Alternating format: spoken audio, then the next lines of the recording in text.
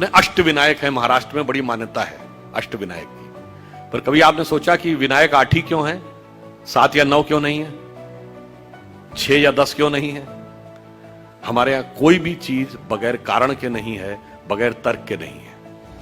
अच्छा, कभी आपने सोचा कि भगवान गणेश का शरीर मनुष्य का है और सर हाथी का क्यों है? और उनका सर काटा क्यों गया? सर हाथी का क्यों है, सवारी चूहे की क्यों है? दोनों में बहुत विरोधाभास नजर आता है ना।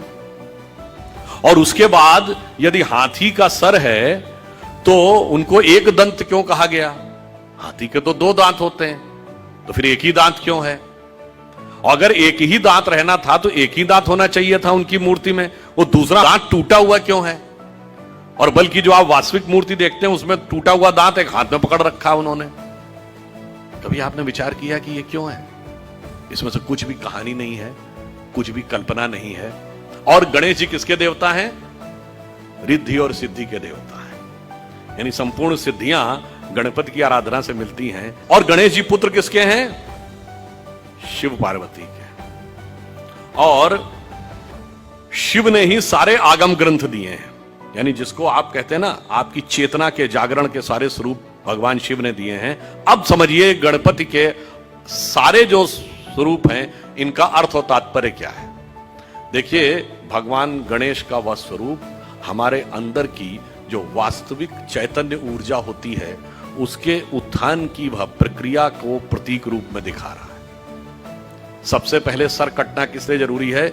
वह आप अंदर की यात्रा करके अपनी कुंडलनी शक्ति को तब जागृत कर सकते हैं जब पहले आप अपने अहंकार को नष्ट करने में सफल होते हैं। तो आपका सर कटने का स्वरूप प्रतीक ये है। दूसरा, हाथी का ही सर क्यों है? क्योंकि हाथी की जो सूंड है, और आपने देखा होगा हमेशा गणपति की सूंड इस दिशा में यूं है, कभी ऐसे नहीं है। क्यों? वह उस शक्ति का प्रतीक है जो अपवर्ड्स है, यानी जागृत शक्ति, आपके शरीर की कुंडलनी की शक्ति जब वो ऊर्ध्व की तरफ होती है उसका प्रतीक है। और हाथी इसलिए है कि हाथी के मस्तक में गज मुक्ता कहा जाता है। माना जाता है कि हाथी के यहां मस्तक में एक मुक्ता है तो वो ब्रह्मरंध्र का प्रतीक है। और जब वो मुड़ी हुई सूंड ऊपर है, और चूहे की सवारी क्यों है? क्योंकि चूहा जमीन के अंदर जाकर अपना बिल बनाता है। तो जब आप एकाग्र चित्त होकर अपने अंदर की यात्रा में उतरते हैं तभी जाके आप इस शक्ति को पहचान पाते हैं और उस शक्ति को ऊपर उठाने का सामर्थ्य पा पाते हैं। 8 ही विनायक क्यों हैं? क्योंकि 8 चक्र हैं, मूलाधार, स्वाधिष्ठान, अनाहत, आज्ञा, विशुद्ध चक्र और ब्रह्मरंध्र। और अब एक ही दांत क्यों है? क्योंकि जब आप आज्ञा चक्र से ऊपर जाते हैं तब द्वैत के साथ वह यात्रा नहीं हो सकती, यानी संसार और ब्रह्म 2 में से एक को ही चूज करना पड़ता है। तो वह दांत टूटा हुआ क्यों है?